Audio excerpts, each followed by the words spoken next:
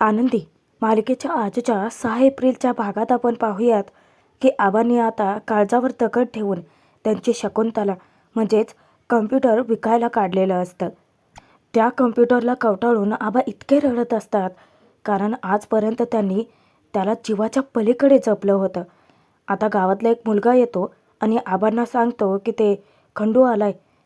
आबा आता त्या कम्प्युटरला पुन्हा कवटाळून रडायला लागतात की शकुंतले, माफ कर ग बाय, वेळच इतकी वाईट आली की आज मला माझ्या घरच्या एकाला इकायला काढावं लागते.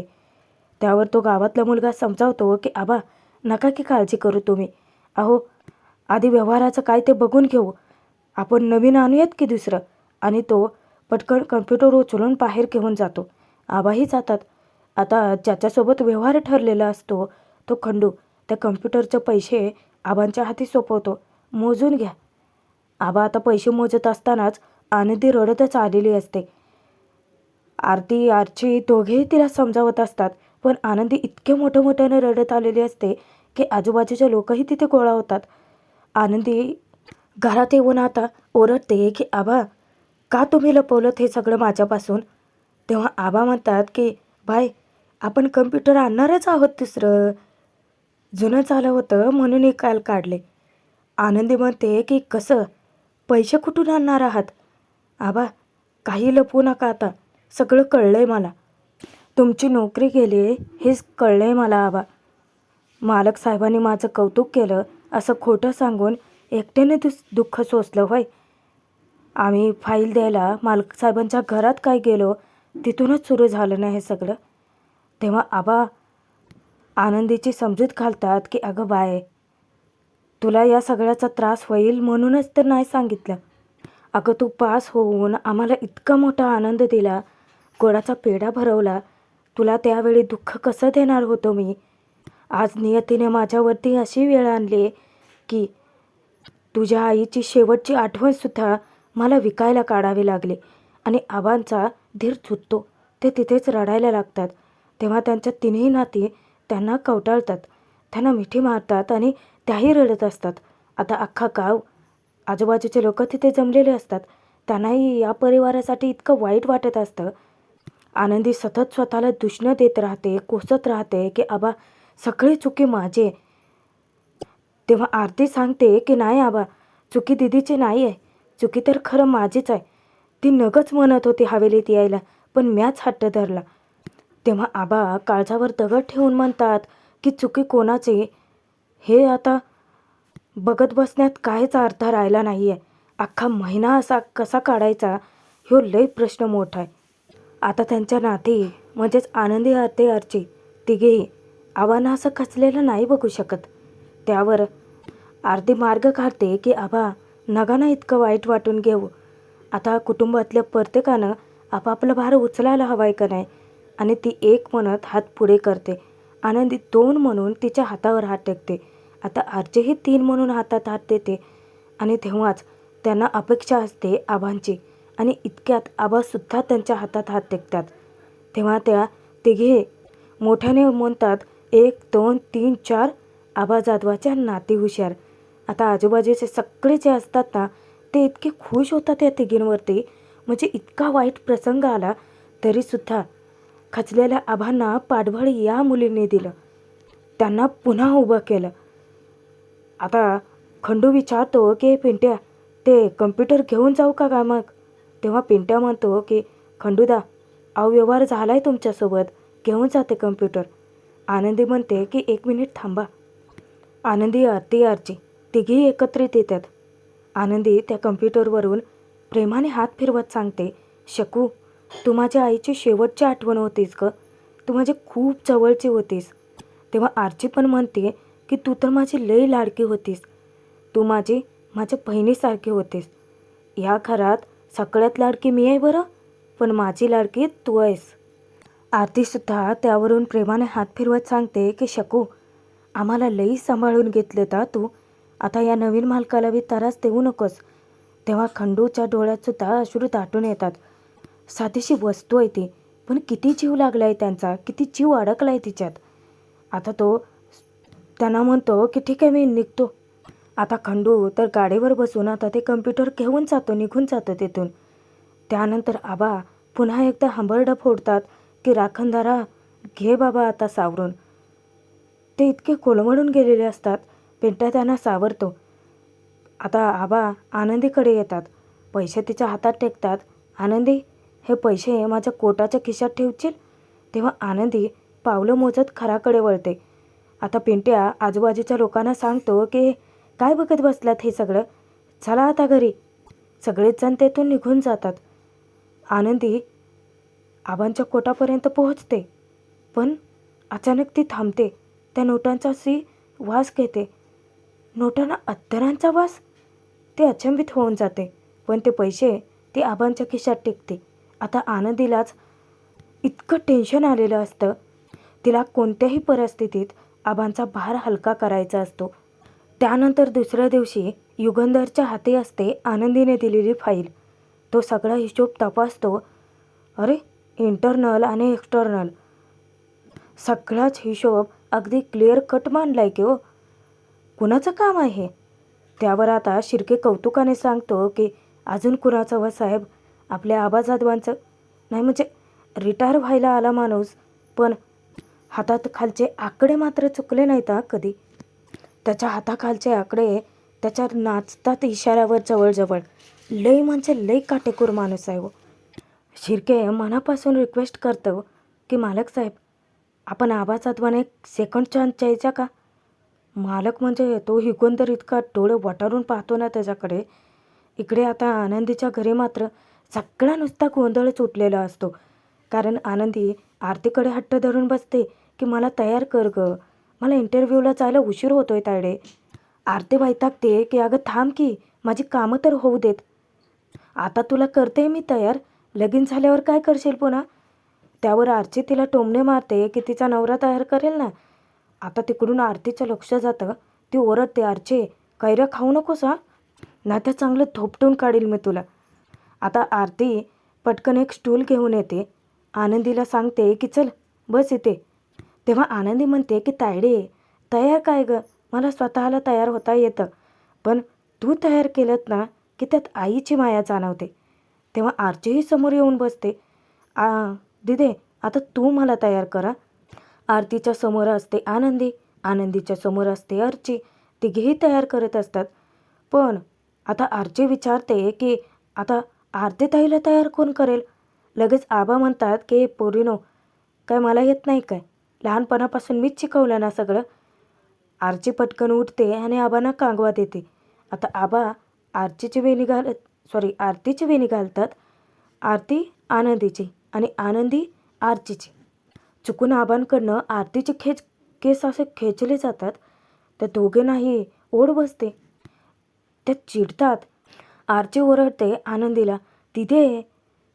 आनंदी ओरडते आरतीला, ताडे काय हे? आणि आरती ओरडते आबांना. तिघे आता इतकं मनमोकळेपणाने हसत असतात. इकडे शिर्केंचा सल्ला काही युगंधरला पटत नाही.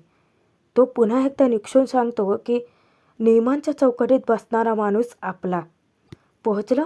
शिर्के म्हणतो की पोहोचलं, तरी पण तो आबांची तरफदारी करतच राहतो. माणूस एक नंबर आहे हो. काम एकदम चोख आहे.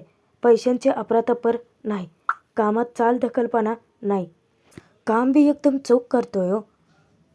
एवढ्या शिर्केने रिक्वेस्ट करूनसुद्धा युगंधर काही मानायला तयारच नसतो. तो शिर्केला एकच वाक्य बोलतो की धंद्यात नियम मोडून चालत नसतंय शिर्के. इकडे आबा आनंदीला समजावतात की कशाला हे उगाच नोकरीचं खूळ डोक्यात घेतलंय. तिथली लोकं वेगळी, तिथलं वातावरण वेगळं. आबांना आनंदीची काळजी वाटत असते कारण तिला दिसत नाही. तेव्हा आनंदी आबांना सांगते की आबा, कशाला एवढी काळजी करायलात माझी? आणि तुम्हीच म्हणता ना की जग डोळ्याने नाही तर जिद्दीने पाहायचं असतं. तर आता समजा ही जिद्दीचीच परीक्षा आहे. आणि नका काळजी करू, बबनराव आहे की माझ्यासोबत. आनंदी आबांचा निरोप घेऊन निघते. आरती तिला सांगते की नीट जा आणि काळजी घे स्वतःची.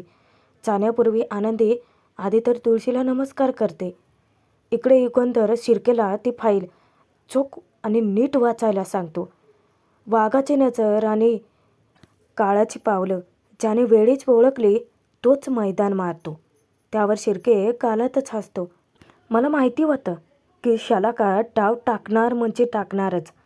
आता हे कॉन्ट्रॅक्ट मिळवायला आपल्याला बी काहीतरी खेळ खेळावे लागेल. शिर्के म्हणतो की होय साहेब, ती ना लई जबरं राजकारण करायले, सगळीकडे फिल्डिंग लावून ठेवले म्हणते ना. त्यावर युगंधर म्हणतो की ती फक्त शत्रू नाही आहे तर घरभेदी. घराला लागलेली वाळवी लई डेंजर असते. आपला कंपनीचा झेंडा 7 समुद्रापार फडकायलाच हवाय शिर्के. हिशोब सगळा चोख तपासा आणि तिला कळवा जाऊन की तिचं थर जिथे संपतो ना तिथूनच युगंधरचं साम्राज्य चालू होतं. इकडे आनंदीचा इंटरव्ह्यू चालू होतो. सर तिला विचारतात की तुला गाईडचा काही अनुभव? त्यावर आनंदी उत्तर देते की सर, कागदावरचा विचाराल तर अनुभव पुरता शून्य आहे बघा, पण इथल्या दगडमातीचाच लहानाचे मोठे झाले आहे मी. आता त्याला जरा थोडंसं खटकतं. तो म्हणतो की पण आनंदी, तुला हे व्यवस्थित काम जमेल का? नाही म्हणजे इथे पायऱ्या आहेत, दगडमाती आहे. तेव्हा आनंदी सांगते की साहेब, आज इथे आलेल्या टुरिस्टला मी असा काही इथला इतिहास सांगेन ना की त्यांच्या कायमचा लक्षात राहील बघा. तरीही तो म्हणतो की पण आनंदी, तुला हे खरंच जमेल? त्यावर आनंदी म्हणते की देवाने जरी डोळ्यांच्या खिडक्या बंद केल्या असल्या ना तरी अनुभवाच्या नाहीत ना. आता आनंदी इतकं आत्मविश्वासाने बोलत असते की या मंदिराचा प्रत्येक कानाकोपऱ्यातला स्पर्श मला जाणवतोय सर. इथून आतमध्ये गेलं ना की इथे एक प्राचीन शिवलिंग आहे ज्याची पूजा संभाजी महाराज, शहाजी महाराजांनी केली. आपला या मंदिराचा इतका मोठा इतिहास मी स्टोरीतला अगदी मनापासून सांगेन. इथल्या दगडमातीला, प्रत्येक भिंतीला आपल्या मावळ्यांचा हात लागला आहे सर. तेव्हा ते इतके खुश होतात आनंदीवरती. ते सांगतात की अरे वा, माहिती तर सगळी आहे की. आणि तुझा कॉन्फिडन्स पाहता आनंदी, मला असं वाटतं की हे काम तुला नक्की जमेल. तेव्हा आनंदीचा आनंद गगनात भिडतो, कारण तिला आता ती नोकरी मिळालेली असते. आनंदी विचारते की टुरिस्ट लोक कधी येणार आहेत? तेव्हा सर सांगतात की 2 वाजता. आनंदी म्हणते की ठीक आहे, मी त्यावेळी नक्की येईन आणि ती त्यांचा निरोप घेते. आजूबाजूच्या भिंतींचा आधार घेऊन ती घराकडे जायला निघते. थोड्या वेळाने आनंदी एका काकापाशी पोहोचते. ती त्यांना म्हणते की काका, ऊन बी लई तापले, त्या उन्हात आले ना डोकं बी लई गरम झालंय, जरासं लिंबू पाणी देता का? तेव्हा ते इतके खुश होतात आणि ते तिच्यासाठी सरबत बनवायला घेतात. पण नेमकं तिथे युगंधरच पोहोचतो. आता तो ड्रायव्हरला ओरडतो की अरे घशाला कोरड पडली आहे माझ्या आणि गाडीत साधं पाणी बी नाही व्हय, जा तिथं आहे का बघून ये. तो पटकन गाडीच्या खालती उतरतो आणि येऊन विचारतो की दादा, पाण्याची बाटली आहे काय किंवा सरबत?